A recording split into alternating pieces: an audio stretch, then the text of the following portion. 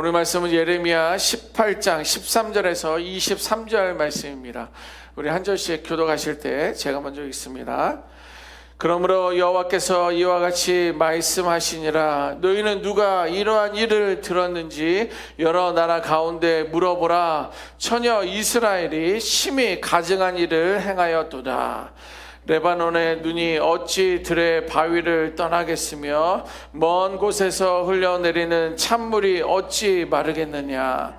물은 내 백성은 나를 잊고 허무한 것에게 분향하거니와 이러한 것들은 그들로 그들의 길 곧 그 옛길에서 넘어지게 하며 곁길 곧 닦지 아니한 길로 행하게 하여 그들의 땅으로 두려움과 영원한 웃음거리가 되게 하리니 그리로 지나가는 자마다 놀라서 그의 머리를 흔들리라. 내가 그들을 그들의 원수 앞에서 흩어버리기를 동풍으로 함같이 할 것이며 그들의 재난의 날에는 내가 그들에게 등을 보이고 얼굴을 보이지 아니하리라. 그들이 말하기를 오라 우리가 꾀를 내어 예레미야를 치자. 제사장에게서 율법이 지혜로운 자에게서 책략이 선지자에게서 말씀이 끊어지지 아니할 것이니 오라 우리가 혀로 그를 치고 그의 어떤 말에도 주의하지 말자 하나이다. 여호와여 나를 돌아보사 나와 더불어 다투는 그들의 목소리를 들어보옵소서. 어찌 악으로 선을 갚으리까마는 그들이 나의 생명을 해하려고 구덩이를 팠나이다. 내가 주의 분노를 그들에게서 돌이키려 하며 주의 앞에 서서 그들을 위하여 유익한 말을 한 것을 기억하옵소서. 그러한즉 그들의 자녀를 기근에 내어 주시며 그들을 칼의 세력에 넘기시며 그들의 아내들은 자녀를 잃고 과부가 되며 그 장정은 죽음을 당하며 그 청년은 전장에서 칼을 맞게 하시며 주께서 군대로 갑자기 그들에게 이르게 하사 그들의 집에서 부르짖음이 들리게 하옵소서. 이는 그들이 나를 잡으려고 구덩이를 팠고 내 발을 빠뜨리려고 올무를 놓았음이니이다. 함께 읽습니다. 여호와여 그들이 나를 죽이려 하는 계략을 주께서 다 아시오니 그 악을 사하지 마옵시며 그들의 죄를 주의 목전에서 지우지 마시고 그들을 주 앞에 넘어지게 하시되 주께서 노하시는 때에 이같이 그들에게 행하옵소서 하니라. 아멘. 한국의 방송국에서 세상에 이런 일이라는 그런 프로그램을 여러분들 보신 적 있습니까? 생각나십니까? 그것을 저도 좀 종종 봤었던 그런 기억이 있는데 한 번은 수십 년 동안에 일상생활을 하는데 뒤로 걷는 사람에 대해서 소개를 했습니다. 출근을 하러 갈 때도 그는 뒤로 걸어가는 거예요. 그리고 장 보러 갈 때나 뭐 운동을 할 때도 심지어 뒤로. 왜 운동을 할 때 뭐 뒤로 걷는 거 저도 해봤습니다. 그런데 늘 그렇게 그는 살아가는 거예요. 집안을 청소할 때도 그는 뒤로 이렇게 걸어가면서 청소를 하는 모든 일을 뒤로 하는 그런 모습을 보았습니다. 그 출연자는요 어릴 적에 교통사고를 겪게 되면서 균형 감각의 어떤 문제가 이제 겪게 되면서 이제 그가 이제 뒤로 걷는 어떤 그런 삶을 이제 남은 평생을 그렇게 살아가는 것이 방영이 되었습니다. 그 사람은 어느 순간에 앞으로 걷는 것보다 뒤로 걷는 것이 훨씬 편하다는 것을 알게 됐고 거기에 이제 또 의사도 나와서 진단하는데 어떤 뇌에 어떤 어디를 이렇게 건드렸는지 균형 감각이 앞으로 가면은 우리는 좀 뭐 당연한데 그런 오히려 우리가 앞으로 가는 것처럼 그 사람은 뒤로 걷는 것이 익숙하고 편한 어떤 그런 것들을 발견하게 되었습니다. 자, 일반적이지 않은 그러한 내용들입니다. 자, 그런데 오늘 본문에서 하나님은 이스라엘에게 이러한 표현을 이렇게 사용하고 있습니다. 어떻게 세상에 이런 일이 있을 수 있느냐. 우리들을 보시면서 당시에 이스라엘 백성들을 보면서 어떻게 세상에 이런 일이 있을 수는 없다라고 말씀을 하시고 이것은 상식적으로 불가능한 상식적으로는 이해가 되지 않는다라고 하나님이 그 감정을 토로하면서 속상해하면서 말씀해 주고 있습니다. 과연 어떤 일이 있었기 때문에 하나님께서는 이런 감정적인 표현을 하셨던 것일까요? 오늘 본문의 13절에 이렇게 기록하고 있습니다. 제가 읽으면, 그러므로 여호와께서 이와 같이 말씀하시니라. 너희는 누가 이러한 일을 들었는지 여러 나라 가운데 물어보라. 처녀 이스라엘이 심히 가증한 일을 행하였도다. 이런 말씀을 하고 있어요. 너희는 다른 나라 사람들에게 한번 물어보라. 이 같은 일이 있었던 적이 없었다라는 거예요. 하나님께서 놀라신 표현은 성경에 흔하지 않습니다. 왜냐하면 하나님은 만물을 창조하신 전지전능하신 분이기 때문에 웬만한 것은 놀라지 않는 분이에요. 본인이 다 창조하셨으니까. 그런데 인류의 죄악이 아무리 깊어도 이미 하나님은 그 모든 것들을 알고 계시기 때문에 놀랄 일이 아니에요. 그런데 주님은요, 이런 일은 본 적이 없다라고 하실 정도입니다. 무엇 때문입니까? 하나님의 은혜를 거절했기 때문에 그런 거예요. 하나님의 은혜를 거절했어요. 이스라엘은요, 그들의 애굽에서 건지신 하나님을 버렸습니다. 요 몇 주 동안에 지속적으로 나오는 말 아닙니까?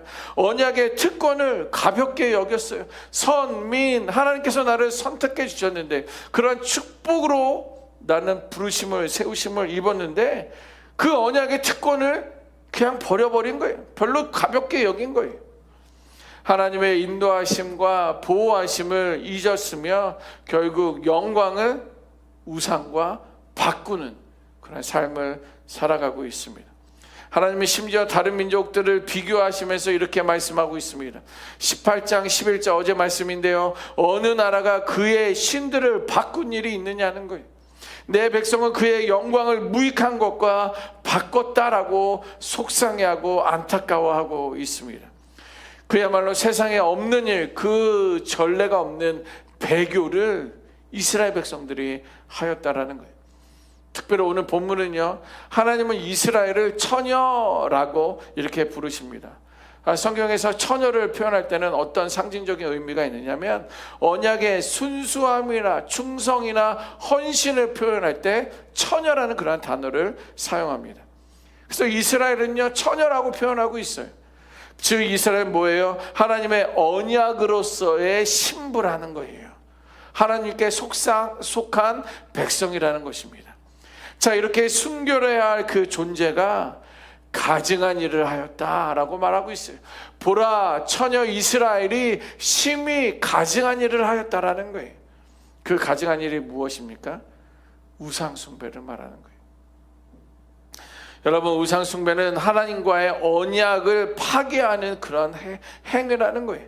이는 하나님을 버리고 다른 신에게 마음을 주는 영적 간음이 바로 우상 숭배라는 거예요. 여러분들은 그래도 다 면사포를 쓰셨던 분들 아닙니까? 그 면사포를 받아들였던 우리 남성분들도 계시는데, 예를 들면 이런 거예요. 한 결혼식장에서 가장 아름답고 가장 행복해할 그 신부가 이제 약속한 남자를 신랑으로 맞이하려는 그 순간에 신부는 신랑과의 영원한 언약을 파괴합니다. 남편으로 맞아들이겠느냐? 그를 파뿌리 때 될 때까지 같이 함께 살겠느냐? 이렇게 질문해. 아니요, 나는 싫습니다. 그리고 거기에 부케도 집어 던지고 면사포도 집어 던지고 밖으로 다 달려나가는, 상상할 수 없는 것을 한번 생각해 보시라는 거예요. 이거는 다른 남자에게 마음을 빼앗기는 배신을 저지른 것과 다르지 않다라는 거예요. 드라마 같은 일 아닙니까? 이어서 본문 15절에는 이렇게 말씀하고 있습니다. 제가 읽습니다. 무릇 내 백성은 나를 잊고 허무한 것에게 분향하거니와 이러한 것들은 그들로 그들의 길 곧 그 옛길에서 넘어지게 하며 곁길 곧 닦지 아니한 길로 행하고 있다. 이렇게 기록하고 있어요. 내 백성은 나를 잊어버렸다라는 거예요. 내가 그들에게 어떻게 보호하시고 인도하시고 공급하셨는지를 다 잊어버렸다라는 거예요. 그리고 오히려 허무한 것을 찾아가서 분향을 드린다, 제사를 한다는 거예요. 예배를 드린다라는 거예요. 여러분, 여기서 하나님을 잊었다는 것은 뭐냐면 어딘가에 실수로 두고 온 것을 말하는 것이 아니에요. 그럼 무슨 말입니까? 의도적으로 하나님을 내 삶의 주변으로 밀어낸 거예요. 우리는 깜빡깜빡 잊어버릴 때가 있잖아요. 그런데 하나님은 잠깐 잊어버린 거에 대해서 이야기하는 게 아니라 의도적으로 여기서 그냥 밀어내는 거예요. 의도적으로. 사람들은 하나님의 길을 버렸어요. 하나님의 길을 가는 걸 원치 않았어요. 하나님을 선택하지 않았습니다. 왜 그럴까요? 왜 그럽니까? 그 길은 좁고 협착하기 때문에 그런 거예요. 마태복음 7장 13절 14절에 예수님도 이러한 말씀을 하십니다. 좁은 문으로 들어가라. 멸망으로 인도하는 문은 크고 그 길이 넓어 그리로 들어가는 자가 많다라는 거예요. 생명으로 인도하는 문은 좁고 길이 협착하여 찾는 이가 작다라는 거예요. 우리도 좀 넓은 길, 편한 길, 누구나 가는 다 그 길을 걸어가고 싶어 한다라는 거예요. 하나님은 다 알고 있어요. 그런데 예수님이, 하나님이 말씀하신 길은 뭐예요? 생명으로 인도하는 그 길로 가라는 거예요. 그 문을 향하여 나아가라는 거예요. 그런데 그 길은 좁고 협착해서 사람들이 가지 않는다는 거예요. 이스라엘도 그랬다라는 거예요. 하나님이 마련한 생명의 길은 좁고 협착해 보였다라는 거예요. 그 길은 순종해야 하고 겸손해야 되고 회개해야 되고 의로운 길이기 때문에 그냥 불편한 거예요. 그게 싫은 거예요. 아무도 가고 싶어 하지 않는 그 길, 그래서 찾는 자가 작은 길이었기 때문에 가고 싶지 않았던 거예요. 여러분, 이렇게 하나님을 버리면 우리에게 남는 것이 무엇일까요?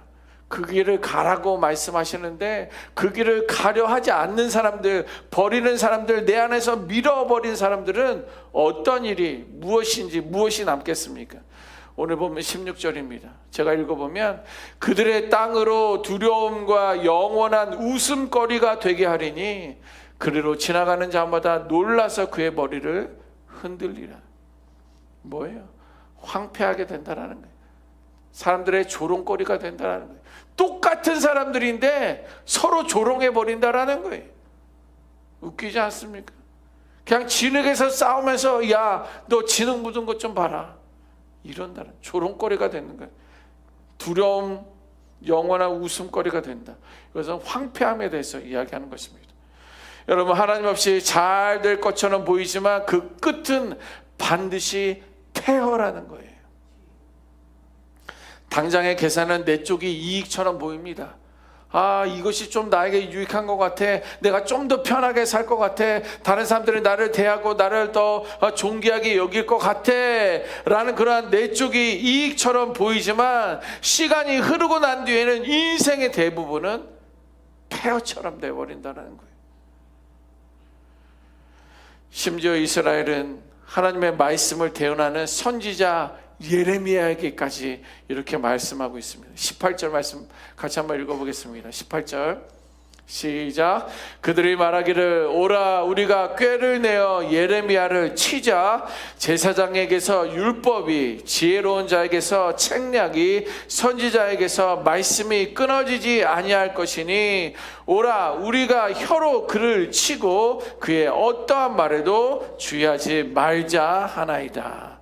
아멘. 뭐라고 그럽니까? 우리가 계략을 내어서 우리가 작전을 짜서 예레미야를 치자는 거예요. 그의 말을 듣지 말자라는 거예요. 여러분, 이것은 죄가 아주 깊어진 거에 대해서 이야기하는 거예요. 하나님의 말씀을 직접 거부하기도 하지만 그는요, 하나님의 말씀을 전하는 사람들을 배척한다라는 거예요. 공격한다라는 거예요. 두렵습니다. 저는 여러분들이 저를 공격할까 봐. 네, 뭐 때로는 저의 미운 모습이 보일 수도 있지만 하나님의 말씀을 배척하는 것뿐만 아니라 하나님의 말씀만을 전하는 그러한 선지자, 그러한 제사장들도 배척해버리는, 그렇게 죄의 골이 깊어진 이스라엘 백성들의 모습을 우리는 볼 수 있어야 되는 거예요. 여러분, 하나님은 오늘도 우리 각자의 인생을 다시 빚으시기를 원하는 거예요. 어제 말씀을 나눈 것처럼 그는 토기장이고 우리는 흙일 뿐이에요. 그가 빚어가시면서 우리는 열이 치이고 절이 치이고 물을 갖다 뿌리고 더 흙을 덮고 막 때리면서 다듬어가는 그 과정이 우리는 불편할 수 있고 우리는 힘들 수 있지만, 그러나 그 흙인 우리들이 하나님의 손 안에 있어야지만이 뭐라도 빚어진다라는 거예요. 그런데 그냥 빚어지는 것이 아니라 하나님은 여러분들 각자를 향한 아름답고 귀한 그러한 그릇들을 빚어가기 위해서 때로는 더 세게 치시기도 하고 더 주물르시기도 하신다라는 거예요. 그래서 우리를 향한 하나님의 마음은 딱 한 가지, 저를 향한 하나님의 마음, 여러분 각자에 향한 하나님의 마음은 이거예요. 너를 살리고 싶다라는 거예요. 여러분 살고 싶습니까? 그럼 여기는 공기를 다 막아보십시오. 그냥 코를 막아요. 또 입도 막아요. 어떻게 되나? 물고기는 물에서 빠지면 살 수가 없어요. 우리는 공기 없이는 살 수가 없어요. 그래서 산소통이라도 끼고 있는 거 아닙니까? 살려고. 그 하나님의 마음이에요. 우리 H드은혜 교회 성도들아, 나는 너희들을 살리고 싶다라는 거예요. 그래서 돌이키라는 거예요. 너의 힘이 아니라 나의 은혜로 살아가기를 원하는 거예요. 하나님께서 오늘 우리의 삶 속에 하시는 말씀을 들으시기를 원합니다. 나는 너를 살리고 싶다. 돌이켜라. 너의 힘이 아니라 나의 은혜로 살아가려면. 여러분 하나님의 사랑을 거절하지 마십시오. 나를 살리고 싶어하는 하나님의 손길을 거부하지 마십시오. 하나님은 지금도 우리를 빚으시는 토기장이신 줄 믿습니다. 아멘. 기도하겠습니다.